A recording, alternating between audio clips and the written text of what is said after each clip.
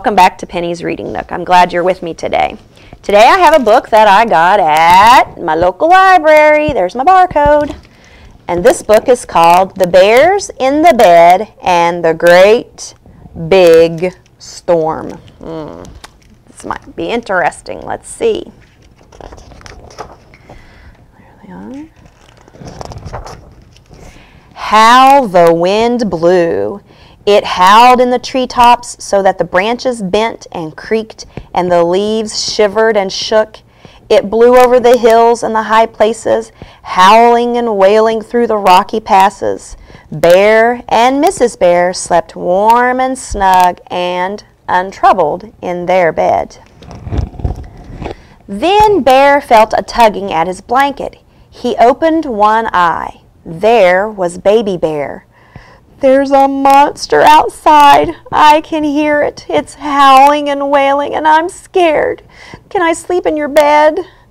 "There's no such thing as monsters," said Bear. "What a scaredy bear you are." But he pulled back the cover, and Baby Bear snuggled up, warm and safe. How the thunder crashed! It boomed and crackled so the house shuddered and the windows rattled. It grumbled and rumbled and echoed and faded, only to boom and crash again. Mrs. Bear and Baby Bear slept warm and snug and untroubled in their bed. But Bear lay awake with his paws over his ears. Then Bear felt a tapping on his shoulder. There was Little Bear. "There's a monster outside. Its tummy is rumbling and grumbling like it's going to eat me. Can I sleep with you?" "There's no such thing as monsters," said Bear.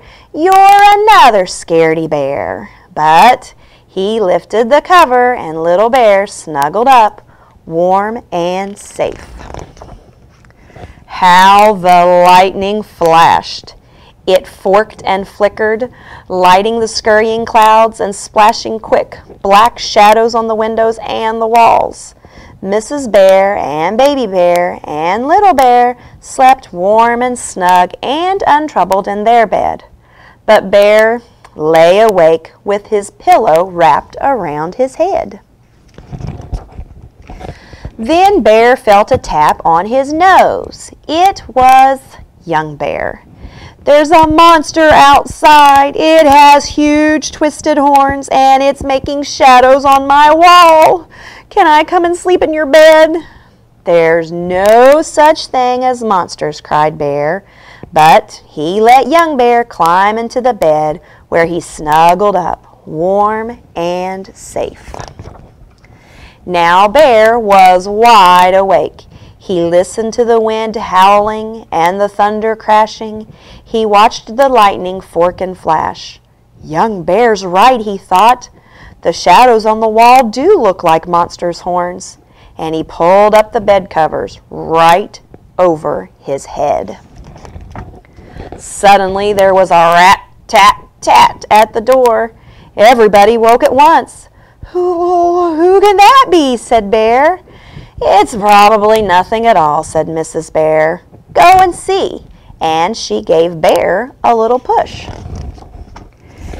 Bear climbed nervously out of bed. He picked up a candle to light his way and padded slowly, ever so slowly, to the door.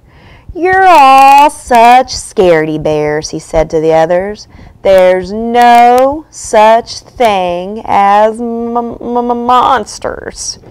And as he turned the handle, the wind blew the door open, the candle went out, and everything was black as black. Then the lightning flashed. "A monster!" shouted Bear. He jumped back in fright and dived straight under the bed. "It's not a monster, it's a moose," said Moose, stepping through the doorway. "The storm has blown my house away. Can I sleep in yours?" Bear peered out from under the bed. Baby bear and little bear and young bear laughed and laughed and laughed. "What a scaredy bear you are," they said. "Don't you know there's no such thing as monsters?" The end. That was a pretty good book. And again, that was The Bears in the Bed and the Great Big Storm. I'll see you next time, boys and girls. Bye-bye.